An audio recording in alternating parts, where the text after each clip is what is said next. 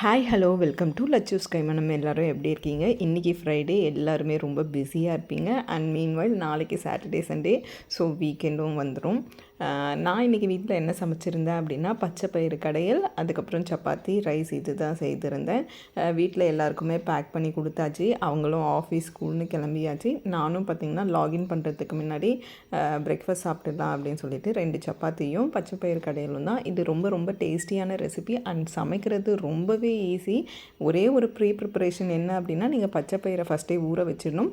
தென் சின்ன வெங்காயம், பூண்டு, தக்காளி, சின்னதாக பெருங்காயம், பச்சை மிளகாய், புளி கொஞ்சம் ஆட் பண்ணி குக்கரில் ஒரு 5-6 விசில் விட்டிங்க அப்படின்னா நல்லா வெந்துடும்.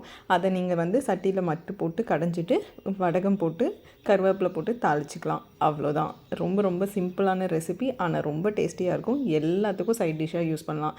அண்ட் சப்பாத்தி பார்த்திங்கன்னா இந்த மாதிரி சாஃப்டாக போட்டிங்க அப்படின்னா 2 என்னங்க 3 சப்பாத்தி கூட சாலிடாக சாப்பிடுவாங்க.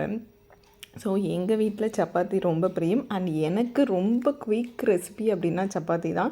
எனக்கு தோசை போடுறத விட சப்பாத்தி போடுறது தான் ரொம்பவே கம்ஃபர்டபுள்.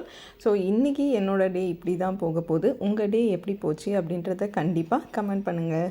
By by.